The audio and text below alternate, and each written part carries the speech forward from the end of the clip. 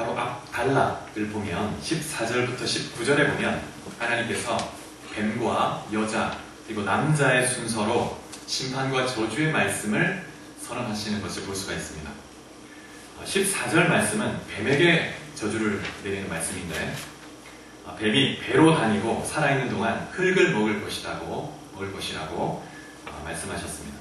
이 구약에서 흙을 먹는다는 것은 수치와 굴욕의 그런 처지가 된다는 것을 의미하는 것입니다. 미가서 7장 17절에 보면 이 앞에 스크린 보시고 한번 읽어보겠습니다. 시작. 나오나요? 네.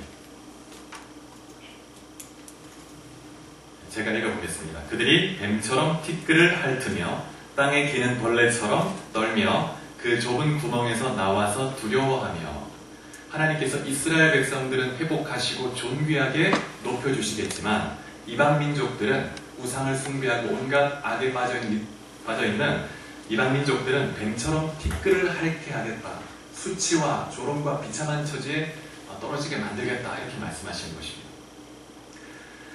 창세기 3장 15절의 말씀은 하나님이 뱀에게 말씀을 하고 계시지만 사실은 뱀의 그 배후 세력인 사탄에 대해서 심판을 선언하시는 말씀입니다. 사탄은 인간을 거짓으로 유혹해서 하나님 말씀에 불순종하게 만들고 죄를 범하게 만들었습니다.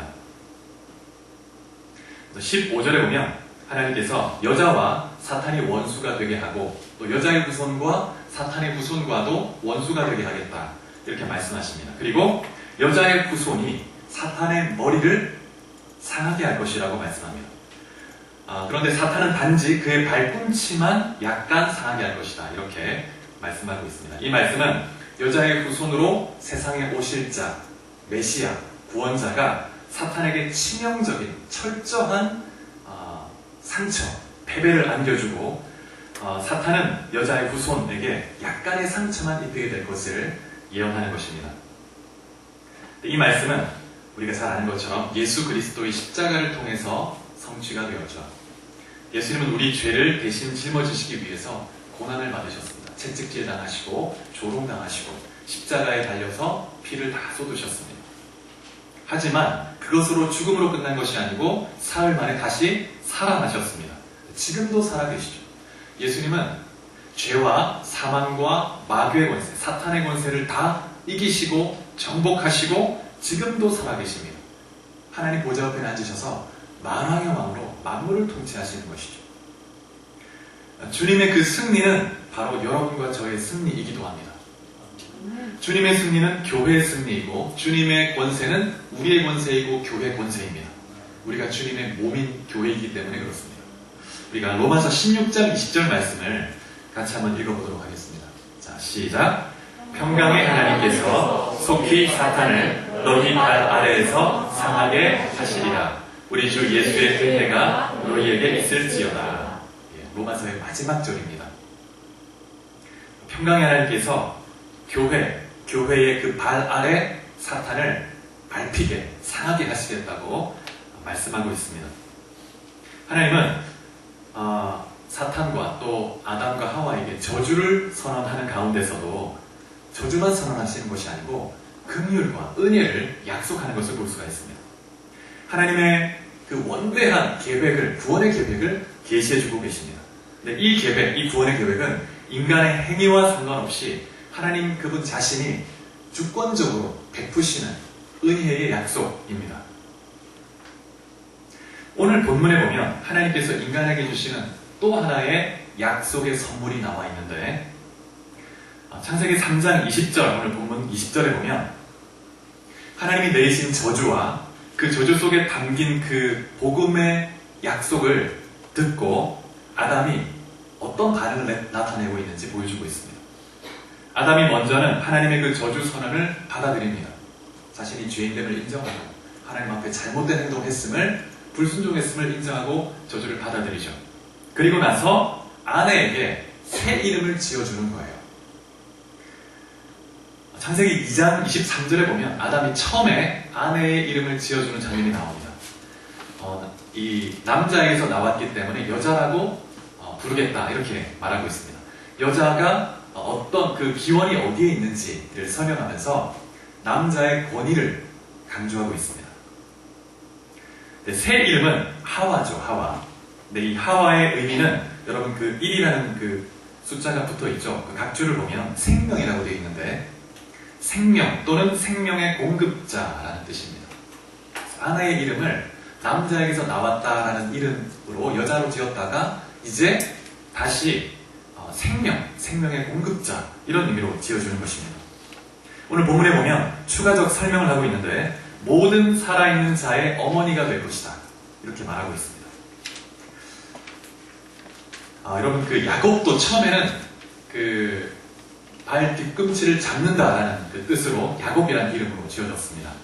근데 나중에 야복 강가에서 하나님을 만나서 씨름하고 밤을 새면서 하나님의 은혜를 체험합니다. 그리고 나서 새 이름을 얻게 되죠. 그래서 하나님과 겨루어 이긴 자라는 뜻으로 이스라엘이라는 이름을 주셨습니다. 하나님 직접 주셨죠. 그런데 이 이름의 의미가 문자적으로 해석하면 하나님이 다스리는 자라는 뜻으로 해석할 수 있습니다. 그래서 이 야곱이 하나님을 만나기 전에는 그 이름의 뜻대로 이기적인 그 욕심을 가지고 무언가를 부여잡고 놓지 않으려는 욕심 가운데 살았습니다. 자신의 인생을 자신의 계획과 생각에 따라 살았던 그런 사람이었습니다. 속이고 탐욕에 따라 이것저것을 했습니다. 그런데 하나님을 만나고 하나님 은혜를 체험하고 나서 이제 하나님의 은혜 안에서 하나님의 다스림을 받는 자가 된 것입니다. 그래서 야곱의 이름이 이스라엘로 변화된 것은 그의 인생에 굉장히 중요한 의미를 주는 거죠. 여러분 이 성경에서 이름은 굉장히 중요한 의미를 갖습니다. 이름은 정체성을 반영해 주는 겁니다. 그 인물이 어떤 인물인지 또 하나님의 계획과 뜻이 무엇인지 그 이름 안에 담겨 있는 거예요. 여러분 제 이름이 김진교인데 혹시 모르는 사람은 안 계시겠죠. 처음 오신 분은 제가 진교인데 하동진교였죠. 하동진교. 근데 이제 이 진교가 한자가 뭐냐면 보배진자에 가르칠 교자입니다. 불신자셨던 저희 할아버지가 이렇게 이름을 지어주셨어요. 근데 할아버지가 믿음이 없을 때 이렇게 지어주셨지만 저는 하나님의 섭리적 계획이 있었다 이렇게 생각이 듭니다. 제가 이 이름을 제가 생각할 때마다 보배이신 예수 그리스도를 가르치고 전하는 사람 그런 사람이 되길 원하셨던 것 같아요. 하나님이. 그래서 그 이름을 제 이름을 생각할 때마다 내 인생의 사명은 말씀을 가르치고 복음을 전하고 일을 해야 되는 거다. 이런 그 마음 가운데 지금도 기도하며 교회를 섬기고 있습니다. 여러분 이 아담이 아내 이름을 여자에서 하와로 이 새로 지어진 것은 아내의 정체성에 새로운 의미가 부여되었다는 것을 의미하는 것입니다. 자 그러면 모든 생명 있는 자의 어머니다라는 이름을 지어주었는데 왜 이런 이름을 지어주었을까요? 아담이 아내에게 새 이름을 지어준 것은 첫 번째 아담의 믿음을 보여주는 거예요. 믿음의 표현입니다. 믿음의 표현. 아담은 하나님 말씀에 대한 불순종 때문에 이제 죽음을 피할 수 없게 되었다고 생각했습니다. 그런데 하나님은 2장 17절에 나오는 것처럼 이 선악을 알게 하는 나무 열매를 먹을 때 죽을 것이다. 반드시 죽을 것이라고 말씀했습니다. 그런데 하나님이 그 죽음을 유보하시는 거예요. 유예하십니다. 그리고 여자에게 많은 자손을 줄 것을 약속하고 계신 거예요. 너가 모든 산자의 많은 사람들의 어미가 될 것이다. 많은 자손을 낳을 거라는 거예요. 그리고 그 자손 중에서 한 씨를 통해서 메시아, 구원자를 보내서 사탄을 철저하게 심판할 거다. 깨어 부술 것이다. 이렇게 예언하고 있는 것입니다. 그래서 아담은 하나님께서 많은 자손을 줄 것을 믿은 거예요. 그래서 하나님이 이 아담의 믿음을 보시고 가죽 옷을 지어주신 것입니다. 이 아담과 하와가 선악과 열매를 먹고 난 후에 처음 느낀 게 뭐였냐면 수치심 그리고 두려움이었습니다. 그래서 무화과 나무 잎을 엮어서 치마를 만들어 가지고 몸을 가렸습니다. 몸을 가렸어요. 그리고 나무 사이에 숨었죠. 여러분 무화과 나무 잎으로 만든 옷은 그들의 몸을 잠시 가릴 수 있을지 모르지만 그 잎은 금방 말라버리겠죠. 계속 반복해서 새로 만들고 해야 됩니다. 그 수치심과 그 두려움을 가려주지 못합니다. 또 하나님 앞에 죄책감, 영원한 심판도 가려주지 못합니다. 많은 사람들이 다 나름대로 이러한 자신만의 옷을 가지고 있습니다. 어떤 사람은 무신론의 옷 가지고 있죠. 어떤 사람은 자신만의 종교의 옷, 자기 자신이 신처럼 생각하는 어떤 자기 행위의 옷, 그런 옷을 입고 살아가는 거예요. 그런데 그런 옷은 우리의 참된 이 마음의 죄책감과 이 두려움으로부터, 심판으로부터 우리를 보호해주지 못하는 것입니다. 하나님이 주시는 옷으로만 우리가 참으로 자유할 수 있고 또 심판으로부터 면하게 되고 참된 자유를 누리게 되는 것이죠.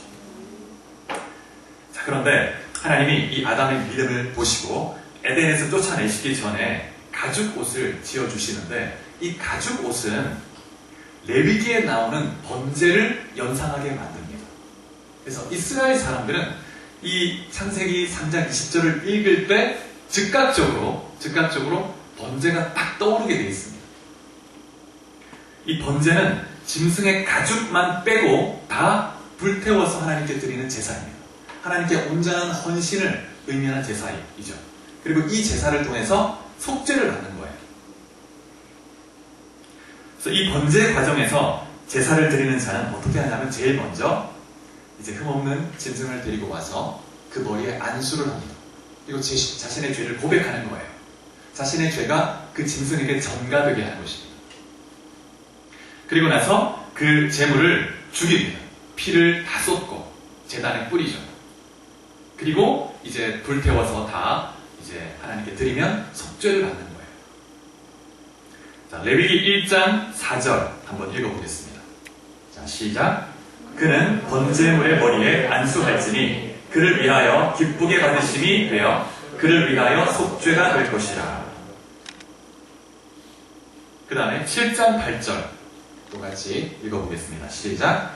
사람을 위하여 번제를 드리는 제사장 곧 그 제사장은 그 드린 번제물의 가죽을 자기가 가질 것이며, 이 번제를 집례한 제사장은 그 가죽 옷을 자신이 취하게 되어 있습니다. 하나님께서 주신 분깃이죠. 따로 땀이 없잖아요. 레위 제사장들은. 그래서 제사장은 백성이 드린 그 제물의 일부를 분깃으로 받았는데 번제에서는 가죽을 받는 거예요. 가죽을. 아마 하나님은 이 가죽 옷을 아담과 하와를 위해서 지어주실 때 그 과정을 직접 보여주셨을 것 같습니다. 그래서 어쩌면 레위기 1장에 나오는 번제를 드리는 순서에 따라 가죽 옷을 만들어주셨는지도 모르겠습니다. 그래서 레위기 1장에 나오는 번제의 순서에 따라 하나님이 가죽 옷을 지었다고 가정하고 한번 상상해 보겠습니다. 하나님이 동상에 있는 짐승 중에서 흠없는 양 한 마리를 이렇게 이끌어 오시는 거예요. 그리고 아담에게 하와와 같이 머리에 안수하라고 말씀하시는 것입니다. 그리고 죄를 고백하게 하는 거죠. 그리고 아담에게 그 양을 죽이라는 거예요. 너가 죽이라는 거예요. 너가 죽어야 되는데 양이 대신 죽는 거라는 거를 딱 실물 교육을 시켜주는 거죠. 그래서 양이 죽는 것입니다. 피를 쏟고. 그리고 가죽을 벗기고 고기를 각을 뜬다는 것은 마디마디를 다 자르는 것입니다. 그래서 단 위에서 불태워드리는 것이죠. 그럼 하나님이 그 가죽을 가지고 아담과 하와에게 옷을 지어서 만들어 주신 거예요. 이 가죽 옷을 통해서 하나님은 어떻게 하나님 앞에 나올 수 있는지 그 방법을 보여주신 것입니다. 그래서 짐승의 피를 통한 속죄를 통해서만, 이 피의 속죄를 통해서만 하나님께 나올 수 있다는 것을 계시해 주신 것입니다. 그래서 이후에 아담의 후손 중에서 경건한 후손들은 항상 단을 쌓고 짐승을 번제를 드림으로 하나님 앞에 나아갔습니다. 성경에 구체적으로 이렇게 나와 있지 않지만 분명히 이 가죽 옷을 통해서 하나님은 이 번제를 통한 피의 속죄를 분명히 계시해 주신 것입니다. 아담에게. 아담은 그 자녀들에게 가르쳐 준 거예요. 그래서 경건한 자손들이 하나님 앞에 예배할 때마다 번제를 통해서 피의 제사를 드렸고 또 하나님의 은혜와 약속을 받았습니다. 20절에 보면 아담이 아내에게 새 이름을 지어준 것이 많은 자손을 주시겠다는 하나님의 약속에 대한 아담의 믿음을 보여준다면, 21절에서 하나님이 가죽옷을 지어주신 것은 아담의 믿음에 대한 하나님의 속죄와 구원의 약속을 주신 것입니다. 그래서 아담은 에덴에서 쫓겨난 후에도 하나님께 피의 이 제사를 통해서 하나님께 나아갔고 하나님께 예배를 드렸습니다.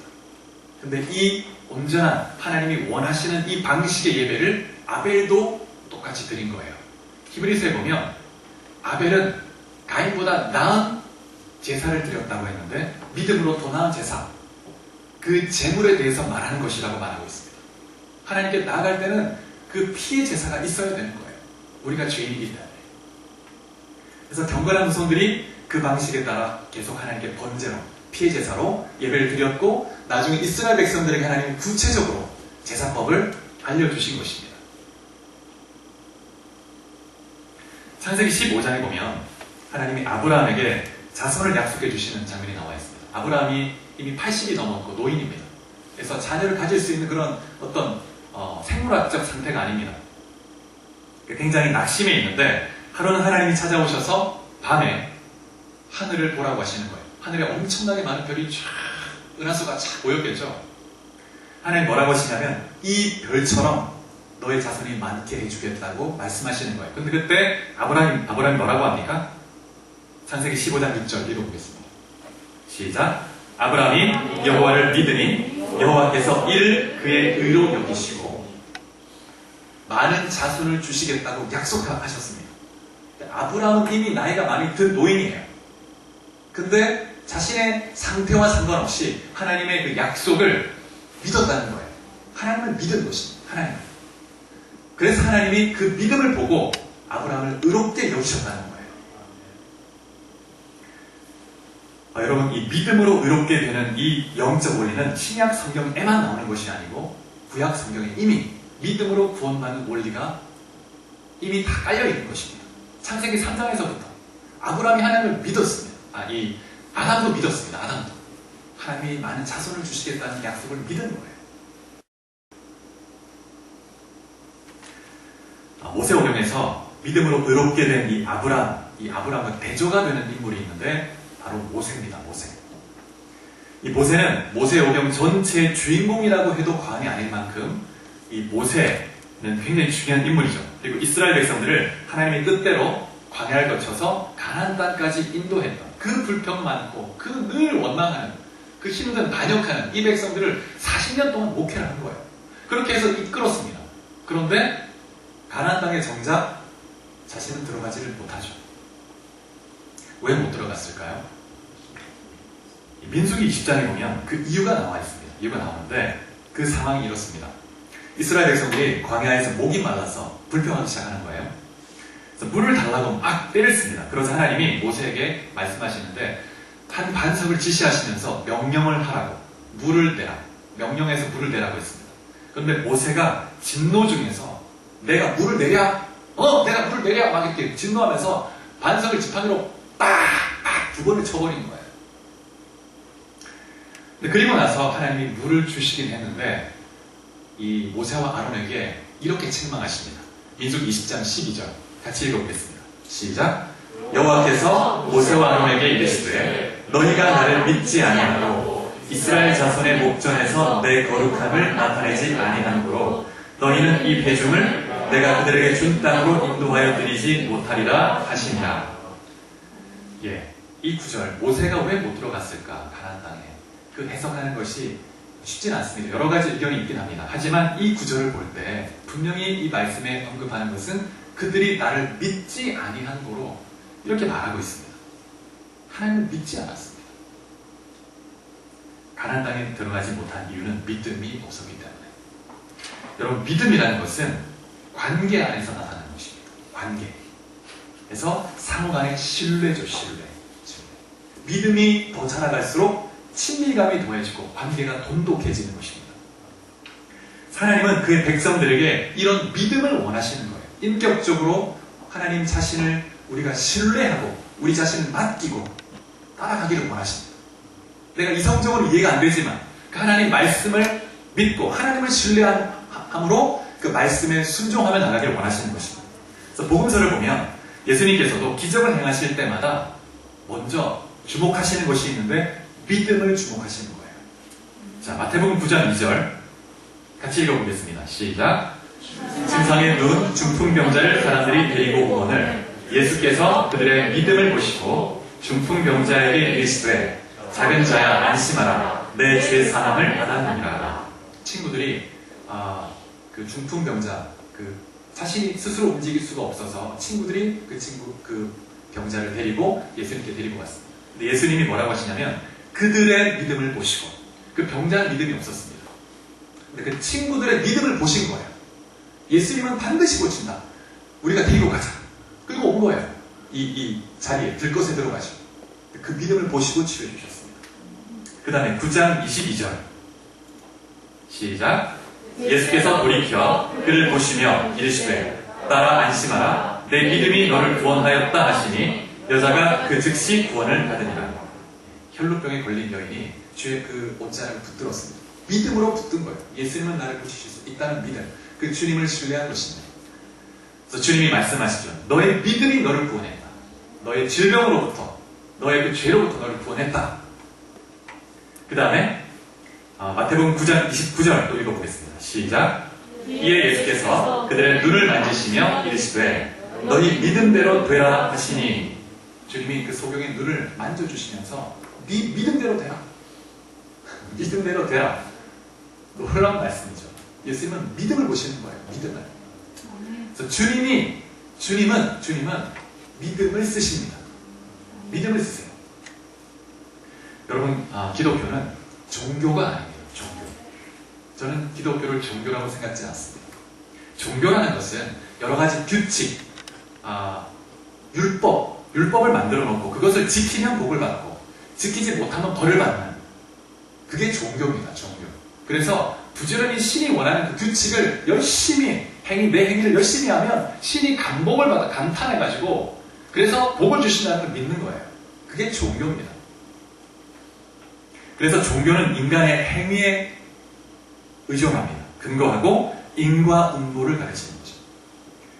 그래서 모든 종교의 율법이 존재합니다. 이슬람 교회도 율법이 있고 그들 나름대로의 규칙이 있습니다. 5가지 기둥이라고 알려진 그 중요한 행위를 평생 준행해야 합니다.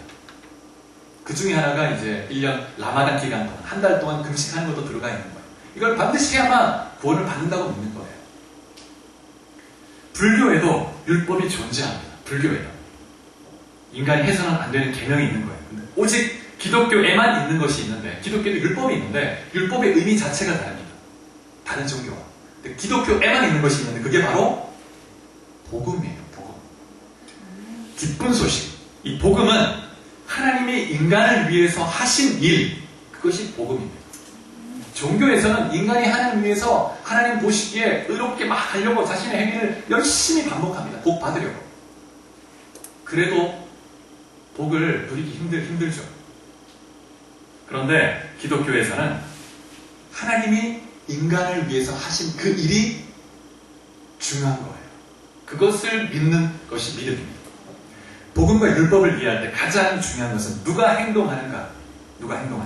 구원이 누구에게 달려있는가? 인간이 죄로 인해서 타락하고 부패해서 율법의 요구를 다 이룰 수 없게 되었습니다. 인간은 너무 연약하기 때문에 율법의 요구를 온전하게 지킬 수가 없습니다. 항상 율법 앞에 서면 인간은 죄인이고 죄로 말미암아 심판을 받아야 마땅한 존재가 된 거예요. 그런데 이 율법의 요구를 하나님이 대신 다 충족시킨 것입니다. 아들을 보내서 독생자 아들이 이 땅에서 율법 요구를 완벽하게 이루셨습니다. 완전한 의를 가지고 계십니다. 근데 그 의를 우리에게 선물로 주시는 것이죠. 여러분, 어떠한 종교에서도 인간을 위해서 신이 자신의 생명을 희생해서 대신 속죄하는 그런 종교는 없습니다. 오직 기독교만이. 신이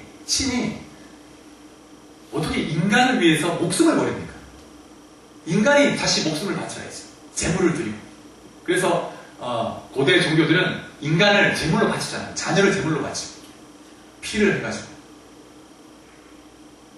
근데 기독교는 하나님이 목숨을 버리는 거예요. 하나님.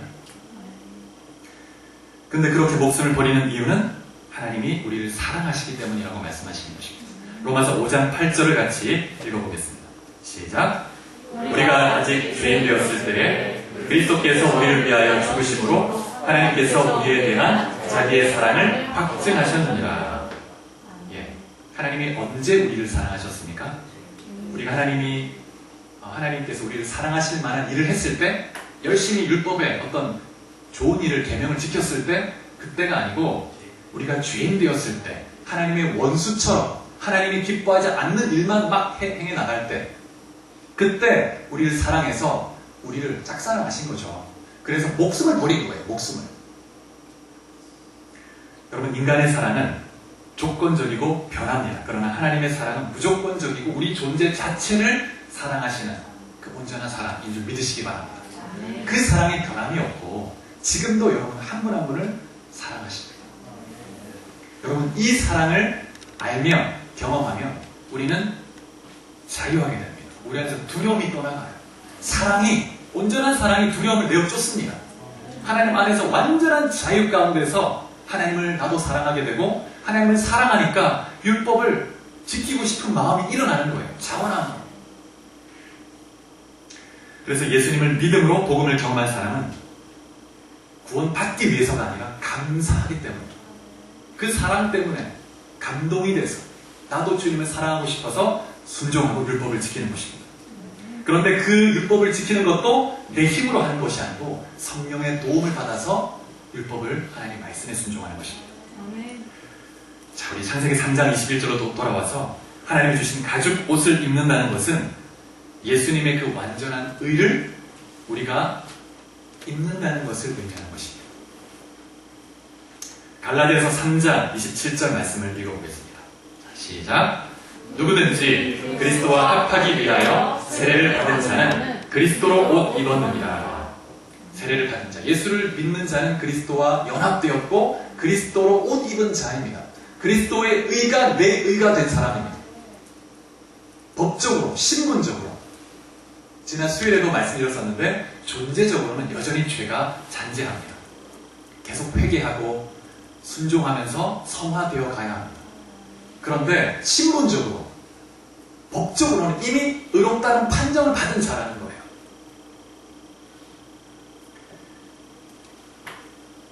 인간의 죄의 문제를 해결할 수 있는 유일한 길은 하나님께서 주시는 의의 옷, 예수 그리스도의 의의 옷을 입는 것입니다. 여러분 모두가 예수 그리스도의 의의 옷을 입을 수 있기를 축복합니다. 영의 눈을 딱 떠서, 눈을 떠서 여러분 한 분 한 분 우리가 서로를 바라볼 때 그리스도께서 주신 의의 옷을 볼 수 있어야 해요. 그 찬란하고 아름다운 거룩한 옷, 우리 안에 흠이 아니라 너무나 놀랍고 존귀하게만 보이는 거예요. 성도가 서로 그리스도의 의의 옷을 입고 있기 때문에. 누가 이 의의 옷을 받을 수 있는가? 예수님을 믿는 사람이 받을 수 있는 것입니다. 믿는 사람. 예수님께서 날 위해 십자가에서 죽으셨음을 믿고 예수님은 나의 구원자로, 왕으로, 주인으로 영접하고 받아들이는 사람이 주님의 의의 옷을 받을 수 있습니다. 이 의의 옷이 없이는 아무도 천국에 들어갈 수가 없는 거예요. 마태복음 22장에 보면 한 비유가 나옵니다. 천국 비유인데 한 왕이 자기 아들을 위해서 혼인잔치를 베푼 거예요. 그런데 그래서 많은 사람을 초대했는데 그 초대받은 사람들이 다 나름대로 자기 일이 있어서 바쁘다는 거예요. 그래서 어떤 사람은 밭에 일이 있다고 바쁘다고, 어떤 사람은 사업하러 가고, 어떤 사람은 강팍하게 그 초대하러 온 사람 종을 막 죽여버리고. 그런데 이제 이 임금이 노해서 군대를 보내가지고 그 살인한 자들을 다 멸해버리고 뭐라고 하냐면 다른 사람, 초대받지는 못했지만 누구든지 다 데리고 오라는 거예요. 다. 길거리에 가서 만나는 대로 다 청해서 데리고 오라. 다. 그래서 이 종들이 길거리로 나갑니다. 그래서 막 이 사람 저 사람 다 데리고 와요. 그래서 이제 잔치가 벌어졌습니다. 근데 이제 임금이 그 잔치 자리에 왔습니다. 와서 둘러보다 보니까 한 사람이 예복을 입고 있지 않은 거예요. 예복을. 예복도 없이 어떻게 들어왔어? 쫓아내버리는 거예요. 그 사람 쫓겨나서 이를 갈면 슬피 울비 있다. 이렇게 말씀하고 있습니다. 천국 잔치에 예복이 없이는 들어갈 수가 없는데 이 예복이란 예수 그리스도의 의의 옷을 의미합니다. 여러분 교회에 나오면서도 평생 교회를 다니면서도 만약 이 예수 그리스도의 의옷을 입고 있지 않다면 그 사람은 천국에 갈 수가 없습니다. 잔치에 늘 함께 했는데 근데 예복이 없으면 쫓겨나야 되는 것처럼 이 교회를 평생 나온다고 해도 그 의옷을 입지 않으면 우리는 천국 문으로 들어갈 수가 없는 것입니다. 신앙생활에서 가장 중요한 것이 있다면 예수님이 누구신지 또 날 위해서 어떤 일을 하셨는지 알고 그분을 믿는 것입니다. 내 주인으로, 내 왕으로. 사실 이것이 우리 신앙의 출발이자 목표입니다. 왜냐하면 예수님을 나의 주인으로 모시지만 정작 내 삶은 예수님을 주인으로 모신다기보다는 내가 주인이 될 때가 많지 않습니까? 우리 신앙의 목표는 예수님 그분이 진정으로 내 주인이 되게 하는 것. 예수님 그분이 진정으로 내 왕이 되게 내 모든 영역을 다 그분께 올려드리는 것이죠. 그게 목표입니다. 신앙의 목표. 출발이자 목표예요. 사랑하는 여러분, 예수 그리스도를 믿는 믿음이 없이는 천국에 들어갈 수 없는 것을 분명히 깨닫고 예수 그리스도를 믿고 예수를 여러분의 마음의 구주로 영접하고 예수를 믿는 믿음으로 주님과 함께 동행하며 주님의 은혜와 축복을 누리는 삶이 되기를 주의 이름으로 축복합니다. 같이 기도하겠습니다.